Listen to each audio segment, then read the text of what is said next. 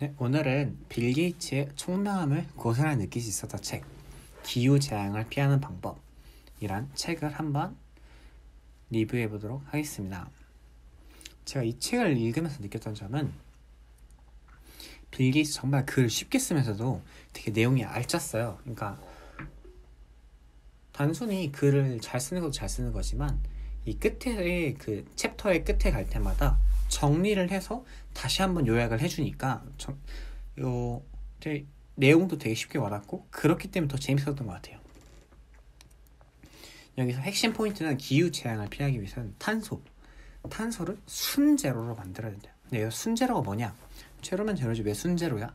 라고 생각할 수 있지만, 그러니까 이 순제라는 뜻은 실제로 탄소를 안 만들긴 어렵다. 그러니까 탄소를 안 만들 수는 없으니까 차라리 만드는 만큼 없애자. 그래서 순제로. 근데 여기서 더 나아가서 기존에 우리가 계속 만들어냈던 탄소를 계속해서 없애야지 기후재앙을 피할 수 있다. 근데 여기서 발목을 잡고 있는 게 무엇이냐? 화석연료. 근데 화석연료는 저희가 가장 확실한 효과를 내면서도 갖고 있는 것 중에서 저렴해요. 얼마나 저렴하냐? 그 석유는 탄산음료보다 싸대요. 얼마나 싸냐면 이거는 미국 기준이니까 사실 한국이랑 정확하게 비교는 안 될 것 같아요. 근데 그러니까 석유 1갤런, 그러니까 4리터라 칠게 3.8리터인데 4리터가 1달러라고 했을 때 코스트코에서 파는 8리터짜리 탄산음료가 6달러래요. 그러니까 아까 4리터 했으니까 8리터, 그러니까 3달러죠. 거의 3배가 차이가 나는 거예요. 대략 뭐 정확하게 3배는 아니겠지만, 근데 화석연료는 거기뿐만 아니라 일상생활에서 되게 많은 데에 그 영향을 끼쳐 있어요. 예를 들어 플라스틱, 그리고 곡물 재배에 들어가는 비료. 그래서 곡물 재배에 들어가는 비료에서 벌써 끝장났죠. 그러니까 뭐 플라스틱도 플라스틱인데, 플라스틱 뭐 제가 지금 이렇게 글을 쓸 수 있는 키보드를 이루어진 것 자체도 다 플라스틱이고요. 그리고 전기 콘센트가 제가 집 안이 한 3개에서 4개밖에 안 되는데, 이거를 이어줄 수 있는 멀티탭들을 통해서 제가 전기를 여러 개 쓸 수 있는데, 이것들도 다 플라스틱으로 이어져 있고요. 겉에는 막 되게 다양한 부분이 되게 플라스틱으로 이어져 있어요. 그래서 일상생활에서 되게 필요한 부분이 플라스틱일 수도 있겠구나. 근데 그렇다고 플라스틱은 화석연료 쓰기 때문에 뭐 환경 때문에 안 돼 라고 하기에는 지금 현재 우리가 지금 누리고 있는 상황에서 이걸 포기하기엔 되게 어려운 것 같아요. 그리고 저희 사회는 에너지 산업에서 큰 리스크를 용납하지 않는데요. 그러니까 큰 리스크가 뭐냐면 중간에 끊기는 거, 전기가 끊기는 거. 근데 이게 왜 끊기냐? 그러니까 재생에너지로 알려진 태양열, 풍력 이런 것들은 간헐적이에요. 그러니까 예를 들어 해가 24시간 뜨지 않죠. 바람이 24시간 불 수도 있겠지만 대부분 불지 않죠. 하지만 저희는 전기를 어떻게 해요? 24시간 쓰고 있죠. 그렇기 때문에 저희는 24시간 동안 전기를 쓸 수 있는 걸 원하는데, 재생에너지는 사실상 그렇지는 않다는 거예요. 그러니까 이게 모든 막 여러 가지가 막 합쳐서 막 대체제가 서로의 대체제가 된다면 뭐 괜찮을 수도 있겠지만, 그거를 지금 온 세계에 그렇게 다 뿌릴 수는 없는 노릇이고, 근데 또한 이거를 쉽게 한번 얘기를 해보면 왜 용납하지 않을까요? 제가 막 10시간 동안 과제를 한다고 쳐볼게요. 10시간 동안 과제를 하고 있는데 저장도 안 했어요. 그리고 노트북이 아니라 막 데스크탑이랑 막 안에 배터리도 없어요. 그래서 열심히 막 저장도 안 하고 막 10시간 동안 과제를 하고 있는데 갑자기 전기 끊긴다고 생각해보세요. 그러면 모든 게 날아가는 거잖아요. 그걸 원하겠어요? 소비자들이? 그렇지 않을 거예요. 그렇기 때문에 이 공급을 해주는 사람 입장에서는 지속적인 공급을 해줘야 돼요. 하지만 재생에너지로만 하기에는 그게 안 돼요. 그렇기 때문에 그러면 지금 남아있는 키워드 중에서 가장 싼 게 뭐지? 그리고 가장 확실한 효과를 가지고 있는 게 뭐지? 화석연료 에너지. 그렇기 때문에 지금 저희가 계속해서 화석에너지를 쓸 수밖에 없는 입장이다. 그것도 빌 게이츠가 인정하고 있어요. 사실 인정하고 있어요. 지금 쓸 수밖에 없다. 뭐 안 쓸 수도 있죠. 안 쓸 수도 있는데 이게 밑에서 나와요. 지금 그러니까 혁신이 잘 나오기 위해서는 기술, 정책, 그리고 시장 이 세 가지가 서로 보완하면서 나가야 되는데 그 소비자로 할 수 있는 것 중에 새로운 대안된 수요를 시장에 보내는 것이다.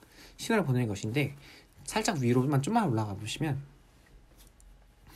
그러니까 현재 친환경 기술을 도입한다 해도 평소에 쓰는 가격에 비해서 비싸대요.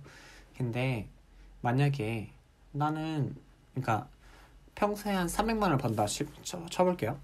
그러면 300만 원 중에서 10만 원이 원래 에너지라고 쳐볼게요. 에너지를 쓰는데 근데 막 3배가 뛰어서 그러니까 3배가 뛰어서 30만 원이에요. 그러면 30분의 1이던 그 지출이 10분의 1로 바뀌었죠. 이것도 엄청나게 큰 지출이라고 생각을 해요. 근데 만약에 100만 원을 벌고 있는 사람이 10만 원을 지출할 수밖에 없었던 사람이 30만 원을 지출을 하게 되면은 거의 3분의 1에 육박하는 걸로 이렇게 바뀌게 되거든요. 근데 그렇기 때문에 다양한 사람들이 그러니까 다양한 사람들이라기보다는 그 이제 막 경제적으로 이제 열심히 하려는 사람들이 이걸 쓰기에는 아직 비싸다. 근데 여기서 지금 신호를 보내야 된다라는 게 있잖아요. 왜 신호를 보내야 된다면 나는 이렇게 돈이 나와도 나는 쓴다. 플렉스 할 수 있다. 라는 거 신호를 보내면 이 사람들이 만약에 풍력 발전이라고 해볼게요. 나는 풍력 발전이 뭐 한 달 원래 10,000원 나온 게 30,000원 나오는데 난 이걸 통해서 난 지구를 플렉스 할 수 있어. 그러니까 지구의 그 온난화에 대해서 나 자체로는 플렉스를 할 수 있어 라고 생각을 한다면 근데 이런 것들이 약간 문화가 퍼져가지고 나도 여력이 되는데 뭐 10,000원 내던 거 30,000원까지 낼 수 있는데 나도 풍력 발전 쓸래 라고 이렇게 계속 얘기를 하다 보면은 사람들이 풍력 발전의 수요가 늘어날 거고 이게 시장에 자연스럽게 신호가 갈 거라는 것 같아요. 그러면 기업 측면에서는 풍력 발전, 그러니까 이건 예를 드는 거예요. 풍력 발전이 만병통치약이라는 게 아니라 풍력 발전에 대해서 혁신을 빨리 해가지고 이걸 더 가격을 싸게 만들려고 할 것 같아요. 그러니까 결국은 화력 에너지보다 이쪽에서는 풍력 에너지에 대한 수요가 더 높아진 거잖아요. 그렇기 때문에 풍력 에너지에 대한 수요를 늘리기 위해서 기업들은 어떤 짓이든 열심히 노력할 거라는 거죠.